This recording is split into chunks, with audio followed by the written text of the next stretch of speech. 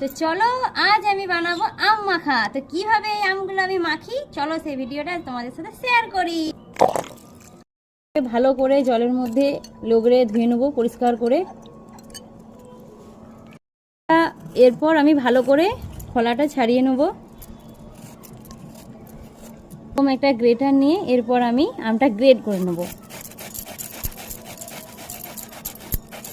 Great করা হয়ে গেছে। এরপর আমি দিয়ে দেবো সামান্য একটু লবণ, এরপর দিয়ে দেবো মিষ্টির জন্য একটু চিনি, এরপর দিয়ে দেবো একটু ঝালের জন্য লঙ্কা গুঁড়ি।